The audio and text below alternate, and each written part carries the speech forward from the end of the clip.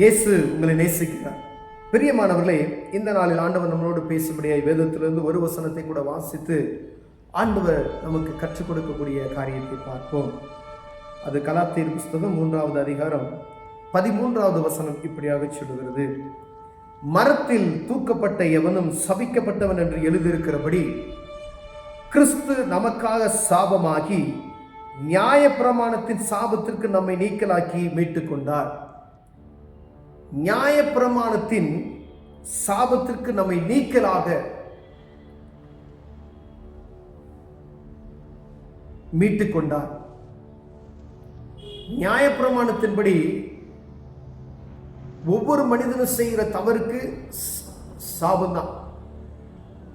இப்ப மரத்தில் தூக்கப்பட்ட எவனும் சபிக்கப்பட்டவன் என்று சொல்லப்படி அது சாபமான ஒரு அடையாளம். சிலுவை நமக்கு தெரியும். இயேசு கிறிஸ்து இந்த உலகத்தை உண்டாக்கின தேவன், வானத்தையும் பூமி அண்ட சராசரங்களை சிருஷ்டித்த ஆண்டவர் மனுக்குலத்துக்காய் தன்னையே சாபமாக்கினார். பிரியமானவர்களே, நம்முடைய பாவத்தை மன்னிப்பதற்காய் தன்னையே சாபமாய் மாற்றி நியாயப்பிரமாணத்துக்கு நம்மை மீட்கும்படியாய் தன்னையே ஒப்பு கொடுத்தார் என்று எழுதப்பட்டு இருக்கிறது. நம்முடைய பாவத்தை மன்னிப்பதற்காக உலகத்தில் ஏதோ ஒரு குறிப்பிட்ட மனிதனுக்கு, குறிப்பிட்ட மனுஷிக்கு, ஏதோ ஒரு குறிப்பிட்ட இனத்திற்கு மாத்திரம் அல்ல. இந்த பூமியில நற்செய்தி எங்கெல்லாம் சொல்லப்படுகிறதோ, ஒவ்வொரு யாரெல்லாம் அறியப்பட்டு கொண்டு இருக்கிறார்களோ அவர்களுக்கெல்லாம் இந்த ஆண்டவருடைய மகிமையை அறிந்து கொள்ளும்படியாய் பாவத்தை மன்னிப்பதற்கு இயேசு கிறிஸ்து தான் என்பதை அறிந்து கொள்வதற்காக தன்னையே ஒப்பு கொடுத்தார். எந்த மனிதனுடைய பாவத்தை மன்னிக்க அவர் வல்லமையுள்ளவராய் இருக்கிறார். எல்லா மனிதனுடைய பாவத்தையும் சிலுவையிலே மீட்டுக் கொண்டார். அப்படின்னா நான் பாவி, ஏழை, பணக்காரன், நான் இந்த அப்படிலாம் கிடையாது. எல்லா மனிதருக்காகவும் தன்னையே ஒப்பு கொடுத்திருக்கிறார் என்பதை நாம் புரிந்து கொள்ளும்படி அழைக்கப்படுகிறோம். பிரியமானவர்களே, ஆனா அந்த விசுவாசத்தில் நாம் உறுதிப்பாட்டுள்ளவர்களாய் காணப்பட முடியாது. ஆண்டவர் நம்மளோடு பேசுகிறார். எனக்காக சிலுவையில் அறியப்பட்ட இந்த ஆண்டவராக இயேசு கிறிஸ்துவின் அன்பை நான் அறிந்திருக்கிறேனா, அவரை எவ்வளவாய் நான் அறிந்து வைத்திருக்கிறேன் என்று பார்க்கும்படி ஆண்டவர் விரும்புகிறார். பிரியமானவர்களே, ஆண்டவரை அறிந்து கொண்டேன். பாவத்தை மன்னித்தவர் அநேக இடங்கள்ல பார்த்தீங்க அப்படின்னு சொன்னா, ஆண்டவர் நீ பாவம் செய்யாதே அப்படின்னு சொல்லுவார். ஒரு குருடனை ஆண்டவர் சுகம் செய்து விட்டு என்ன சொல்வார்? இனி பாவம் செய்யாதே போ அப்படின்னு சொல்லி. ஒரு ஸ்திரீக்கு ஒரு அற்புதம் செய்கிறார், மன்னிப்பு கொடுத்துட்டு, இனி அதிக ஆக்கினை உனக்குள் உண்டாகாதபடி என்ன செய்யாது, இனி பாவம் செய்யாதே அப்படின்னு சொல்றார். ஒவ்வொரு மனிதனுக்காக தன்னையே ஒப்பு கொடுத்து அவர் விலைக்கரையை மீட்டுக் கொண்டு இருக்கிறார். ஆனால் அதை அறிந்து கொண்டவர்களாகிய நாம் மீண்டும் மீண்டுமாய் ஆண்டவராகிய இயேசு கிறிஸ்துவை சிலுவையில் அறையப்படுகிறவராய் நாம் காணப்படுகிறோம்.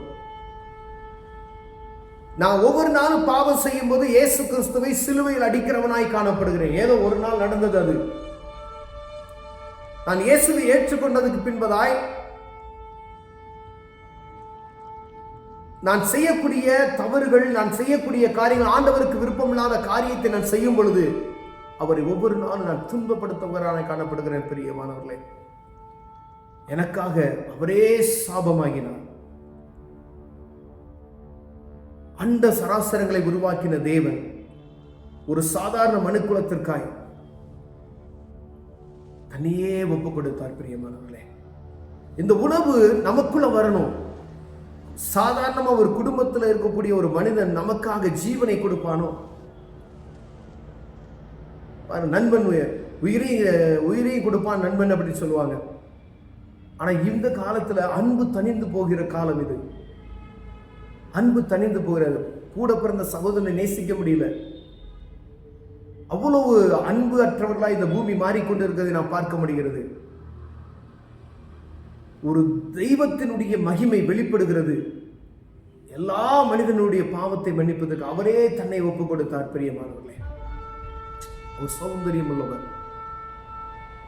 அவருடைய அன்பு நமக்கு எவ்வளவாய் கொடுக்கப்பட்டு இருக்கிறது.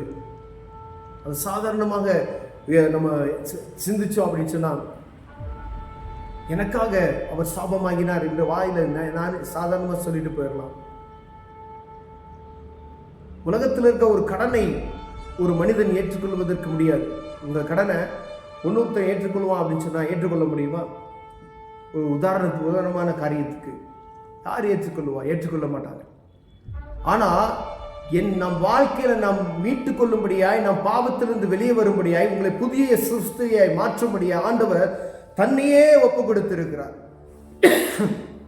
அவர் சர்வ வல்லமையுள்ள தேவன். அவர் சர்வ வல்லமையுள்ள தேவன் தன்னையே ஒப்பு கொடுத்திருக்கிறார். அப்ப முன்மாதிரியாய் நமக்கு அன்பை ஆண்டவர் சொல்லிவிட்டு போயிருக்கிறார். பிரியமானவர்களே, எவ்வளவு ஜாக்கிரதை உள்ள நான் நடக்க வேண்டும். எனக்காக, என்னுடைய பாவத்திற்காக ஆண்டவர் சாபமாகினாரே.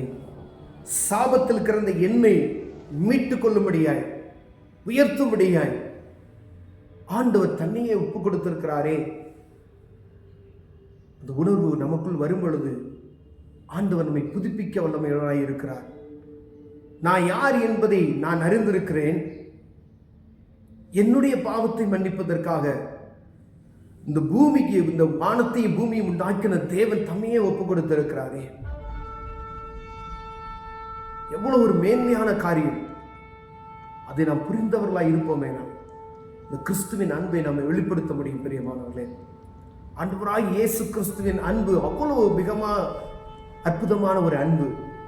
இந்த உலகத்தில் யாரும் கொடுக்க முடியாத அன்பு. கணவன் மனைவிக்கு கொடுக்க முடியாத அன்பு, தகப்பன் பிள்ளைக்கு கொடுக்க முடியாத அன்பு, உற்றார் உறவினர்களுக்கு கொடுக்க முடியாத அன்பு, அரசாங்க மக்களுக்கு கொடுக்க முடியாத அன்பு, ஒரு சபையில் இருக்கக்கூடிய அங்கத்தினருக்கு கொடுக்க முடியாத அன்பு, ஒரு நண்பனுக்கு கொடுக்க முடியாத அன்பு. ஆனால் வானத்தையும் பூமியும் உண்டாக்கின தேவன், அண்ட சராசரங்களை சிருஷ்டித்தவர், உங்களுக்காகவும் எனக்காகவும் தன்னையே ஒப்பு கொடுத்தார். பிரியமானவர்களே, அவரால் கூடாதது ஒன்றும் இல்லை என்று வேதம் சொல்லுகிறது. அவர் சொல்ல ஆகும், அவர் கட்டளையிட நிற்கும் எல்லாம். அவர் இல்லாதபடி அனுபவம் அசையாது.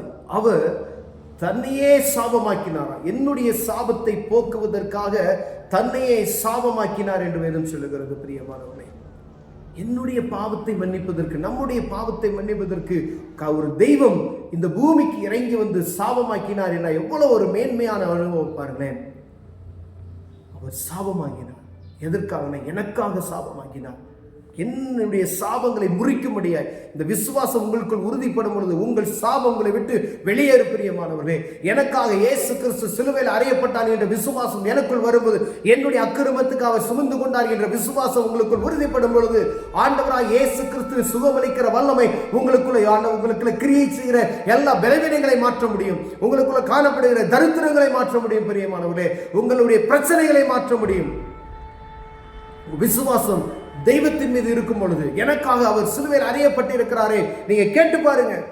ஆண்டவரே, எனக்காக நீங்க மரித்தீங்க. ஆண்டவரே, எனக்காக என்னுடைய பாவத்துக்காய் என்னுடைய அக்கிரமங்களை நான் சுமந்து கொண்டீரேன், நீ சிலுவையில சாபமாகினீரே என்று சொல்லி கேட்டு பாருங்க.